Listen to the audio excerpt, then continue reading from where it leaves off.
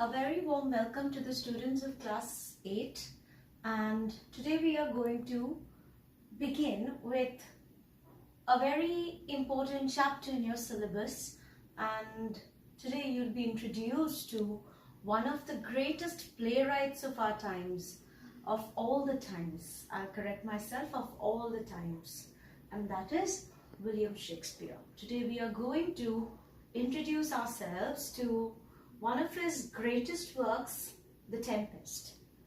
Alright, now to begin with, before we get to know what The Tempest is all about, initially it was written as a play, but for the young students or young readers like you, so that the entertaining stories that William Shakespeare initially thought about that are contained in the plays of Shakespeare, to reproduce them in a form that is very simple for young readers like you to understand, and also so that you can enjoy them.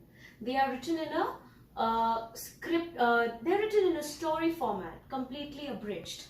Alright, so that you can, what was the object of the playwright, or as you can call him, the author, obviously, of these stories. It has been compiled into the book that you have got for your syllabus, Beautiful Stories by Shakespeare. You can find in it. Why are we learning them in an abridged version? So that little children like you, young readers like you can get the taste of what literature is to everyone who loves it, and you may not stumble upon pronouncing any unfamiliar names.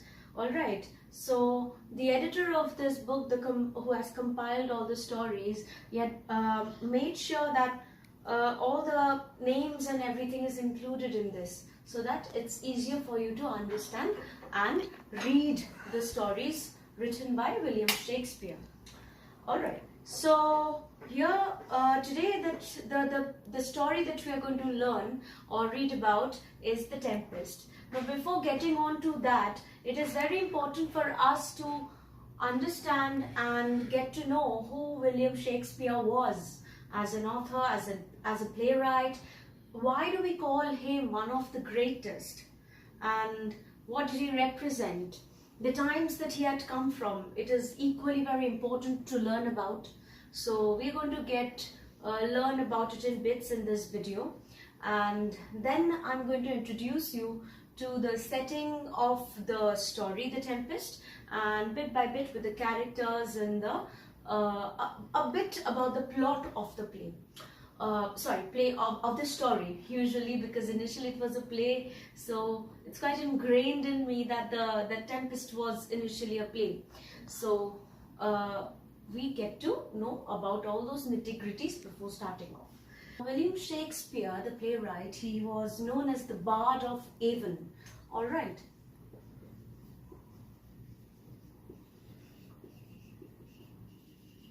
Bard means a poet, and Avon was where his birthplace, which is in England. He was born and he died in Stratford-upon-Avon, which is in England, and his dates were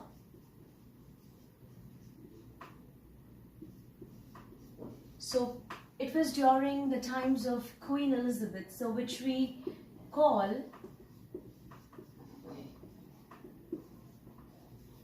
the Elizabethan age in literature.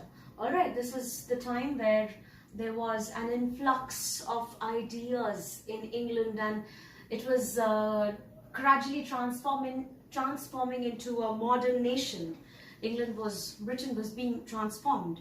So gradually the medieval beliefs or the traditional beliefs, they were doing away with them. There were superstitions, they were doing away with them, and with the advent of Renaissance ideas, the influx of,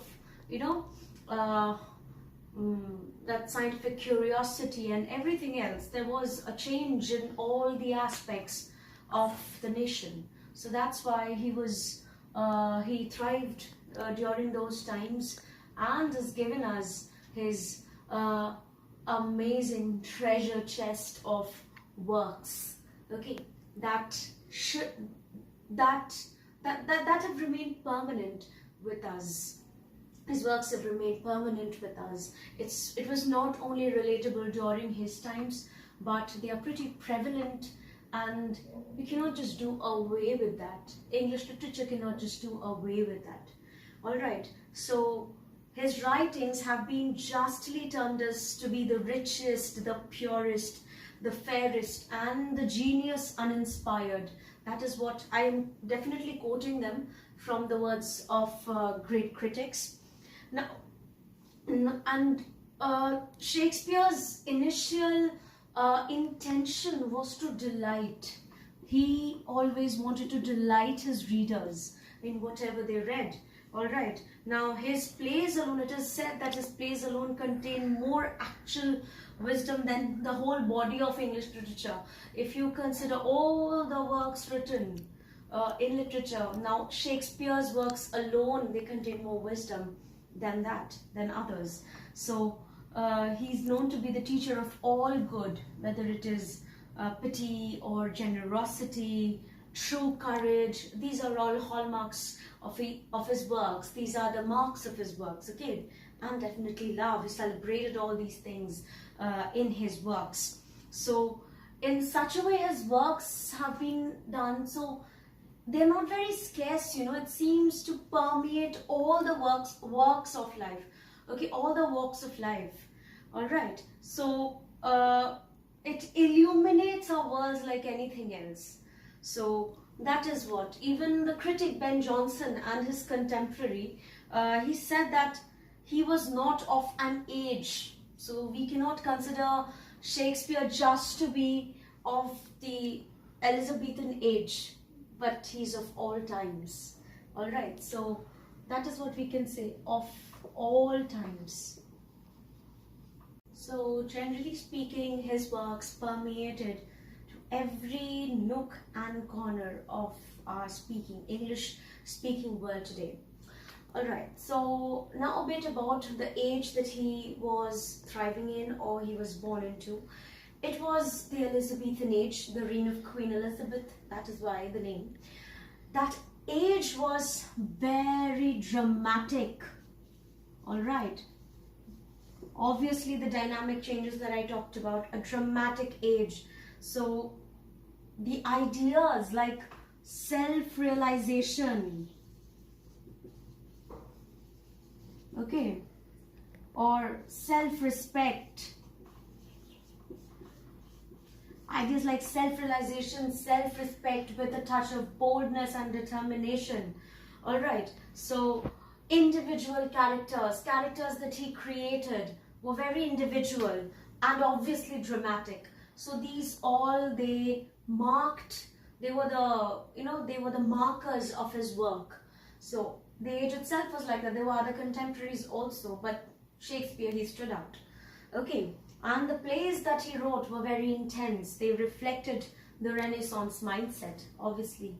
All right, so a very advanced for its age. Okay, so this was what we find in his works. Other than that, so coming to his works, he wrote historical plays that could be named as Henry VIII, then Richard VII, and many others. Julius Caesar to an extent is also a historical play. All right, then there were comedies, very light-hearted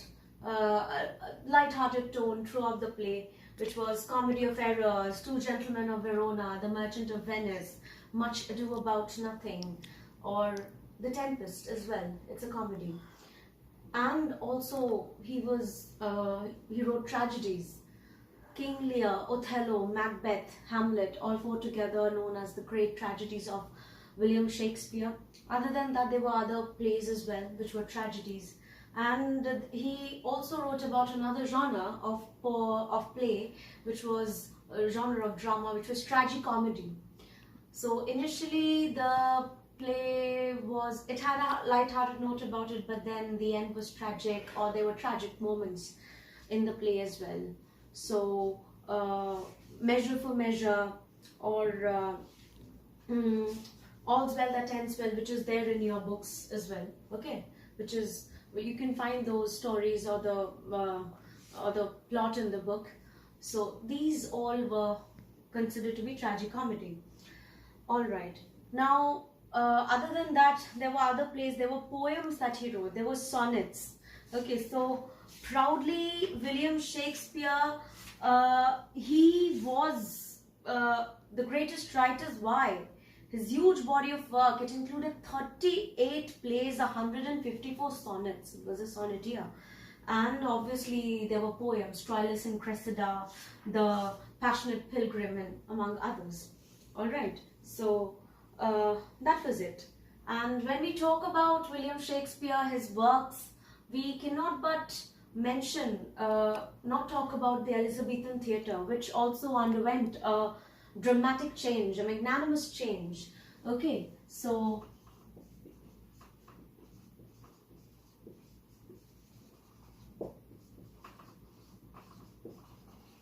I'm going to walk you through or talk you through with what were the changes out there that really make it an important part of our discussion. So obviously it rose to a magnanimous stature, the Elizabethan theatre. Other than that, there were eminent persons who patronized it. The common folk, the mass, they patronized it, they favored it. All right, and it was a very pompous, it was always like a celebration. The productions were spectacular, and it was always like a celebration that happened on stage with elaborate costumes, the music, the dancing, and the acrobatic styles. So huge halls were constructed in order to house the masses who came to watch these plays, who came to be entertained by these plays. So at that time, the scenery was definitely simple, but they had all these other things about it that grew in stature. So that is why Elizabethan theatre is considered to be, that also underwent a change during the times of Shakespeare. Okay, and it really was an aid to the kinds of plays he wrote or the characters that he had created. So now that we've talked about the Elizabethan theatre, I should mention what makes Shakespearean drama to stand out from the rest. So I'm going to list a few features of Shakespearean drama that are very initial, okay, that are very essential, sorry, not initial, but that are essential to know about before we get on to knowing about this story. So this is your first time you are being introduced to the works of Shakespeare. So before we do that, it is essential for you to know what are the distinctive features of Shakespearean drama. Why is it so popular? And why do people still consider it to be one of the greatest, even though there were other contemporaries, people in his times also who wrote plays or who were involved in writing drama. Why does Shakespeare stand out among all these men?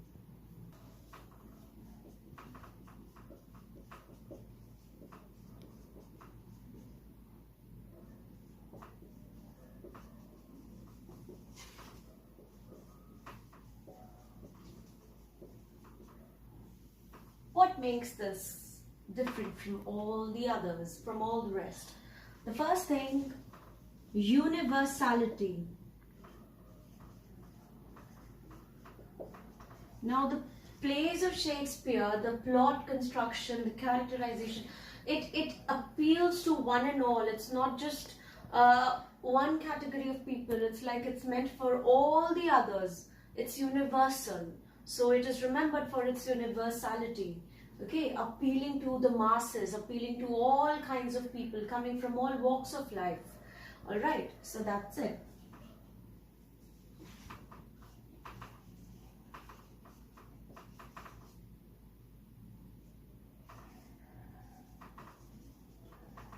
They were versatile geniuses. Plays are considered to be absolute versatile, which have a lot of variety. It is like at every juncture, it has got something new to offer. So it is based on so many other subjects. All right. So somebody once said that Shakespeare was such a genius that he could very beautifully amalgamate science into history, into art, and whatnot.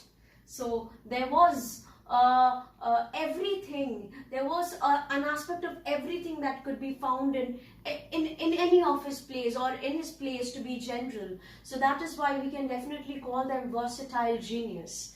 All right. Then coming to one of the most effective aspects of Shakespearean drama, his characters.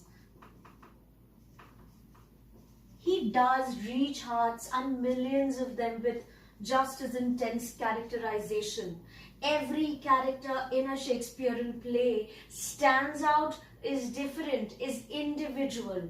They are not of a single category. Each character has been portraying the beautiful mind of Shakespeare, a brilliant mind of Shakespeare. At times he uses them as a spokesperson where he wants to speak, where there would have been times where he wanted to speak to the audience himself, and that is how he created a character who was the spokesperson in his play, who would express, or who would reveal his mind to the audience regarding a matter, regarding an aspect. So his characterization, which is absolutely individual and brilliant. Then we have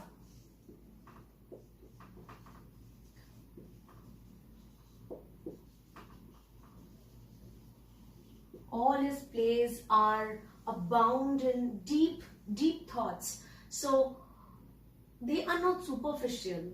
So whatever he wrote, it had some profundity about it, a deeper meaning.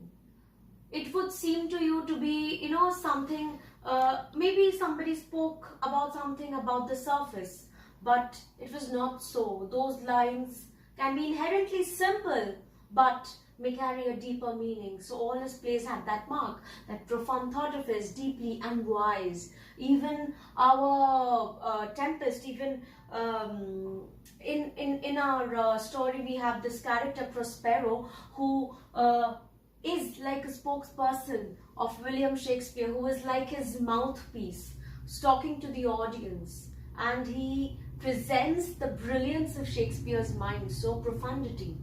All right. And then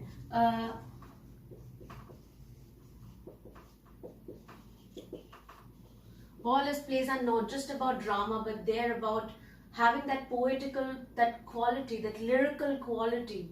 All right, with that rhythm, and all the dialogues that he has written about, they have this rhythm about them, the lyrical about it. So there was definitely poetic virtue, okay, in his plays. And then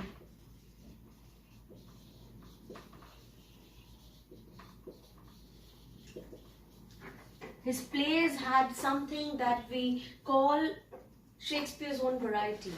So there were others, other contemporaries like Christopher Marlowe, Robert Greene, who came before him though, and there were others after him like Ben Jonson and the others. But then his work, it stood out. He was one of a kind with his art of characterization, whether his dialogues, whether his monologues that his character put forward, the plot construction and everything else. So the setting, the supernatural effect that he had incorporated in his plays, it stood out. So that is what we call Shakespearean variety, that he had his own kind of work. And then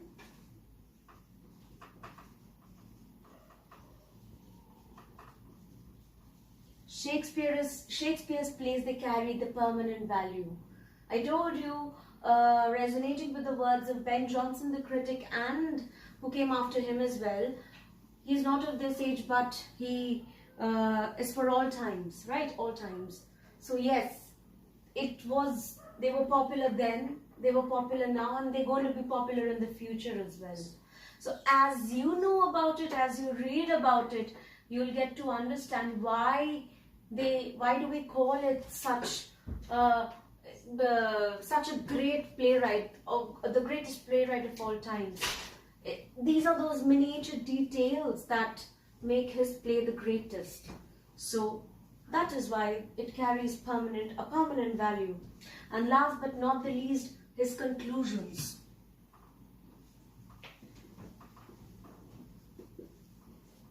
How he put a dramatic end, or the after effects of the play, after effects of the end, the climax, that truly called for, that truly talked about the kind of genius he was. So the entire plot, the manner in which he had executed it, so that was also one of the greatest aspects of Shakespearean drama. So all these points together, they made Shakespearean drama what it is being rightly termed, to be one of the richest, the purest, and the greatest of all times. Now, gradually in the next bit, we are going to move on to the introduction of today's story, The Tempest. Now, moving on to the discussion about the story that we have, The Tempest. This was initially a 5-act play. Obviously, it still is a 5-act play, only you have the abridged version of it. Okay, or the play is in 5 acts.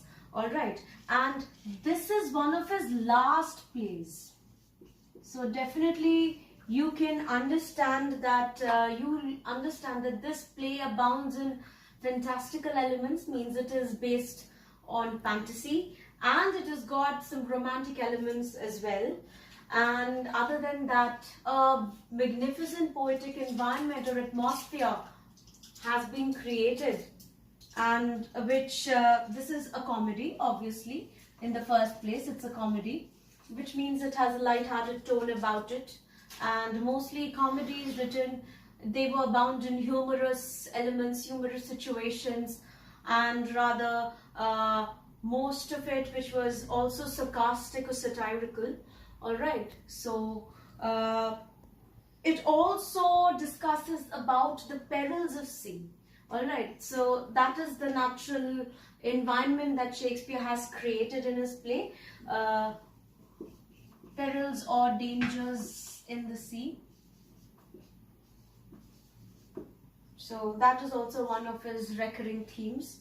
And it ends on a very serene and calm note, and it celebrates that joyous moments in life. And what we can opine, or what we can understand from this, is that being one of his last plays, this has definitely got a very mature reflection of life, the author's mature reflection of life, which we do not find in Comedy of Errors or other plays like that, because, or Two Gentlemen of Verona, because those were his early comedies or early plays. So there is that profundity I was talking about in the previous part of the video. So that profound wisdom. Okay, so it's a mature reflection of life through the eyes of its main protagonist, Prospero, who's also actually can be termed to be Shakespeare's spokesperson. This play starts in medias res, which means it is a Latin term where the action starts from the middle. Unlike the one that you have in your syllabus, the story, which obviously starts from the very beginning by describing who Prospero is and what was he doing. So that is only in order to make you all understand, or make things simple for you, make things simplistic for you. So, but it is good to know, just because we are doing this. So it opens with a shipwreck, about which we are going to read about later in the story. Okay, so this starts in medias res. This is Latin, which means that the action starts from the middle. Okay, so somewhere in the middle. And in Tempest, now what do you mean by the Tempest? Most of you must be wondering, what does it actually mean? You must have come across this word as an adjective, or definitely this is a noun, an adjective, tempestuous seas, which means where stormy seas, storm which is usually accompanied by thunder and lightning. All right, so this means storm. So what the Tempest is all about, it opens with that, opens with a great tempest, but how it has been brought about, who brought about, how did it occur, that is what it will bring us to the entire action, of the play. Now, talking about this story, The Tempest, I have to talk about the setting. The setting of the story is an island which is inhabited by the main protagonist and the other characters of the story, main characters of the story. And what we can remember, what we can understand or identify about the main aspects of this story, or thematical information about this story, is that it is abound in supernatural elements in such a way that you can definitely say that magic governs the entire action in the play. So it is governed by magic. The island is it is the setting of this story, the island. This is one of the essential things or aspects of the story or the play, because this is an island which is governed by magic, where magical things happen, where supernatural things happen. So that is all about it. And this also represents not only the supernatural elements, but if I have to talk about it from a social point of view, which mostly his plays were, Shakespeare's plays were, they had that social element in them. I need to talk about another aspect of it, which is the representation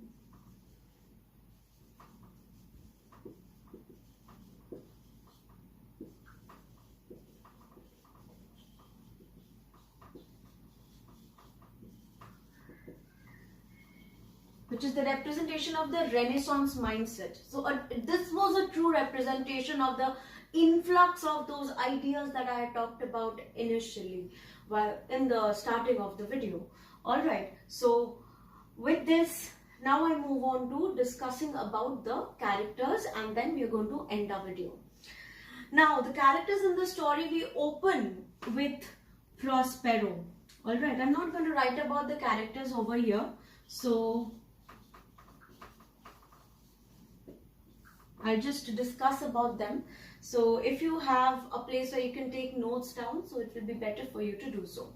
Now this opens up with, we have Prospero, who's the Duke of Milan, and his brother Antonio, who's the usurper of the throne of to the chair or the throne of Milan. All right, and he trusts his brother, but Antonio betrays his trust. Okay, so he wanted to wear the Duke's crown. That is what a usurper does. Usurps the person who is the king or who's the ruler. Okay, then he's very much friends with Antonio. He's very friendly with Alonso, who's the king of Naples. We also have another character. Then we are introduced to Miranda, Prospero's daughter.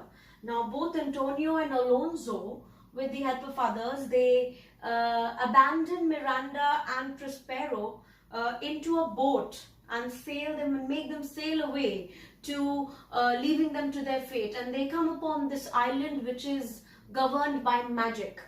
Okay, so when they reach this island, Prospero and Miranda, they find that it was ruled by a very evil, it was under a spell,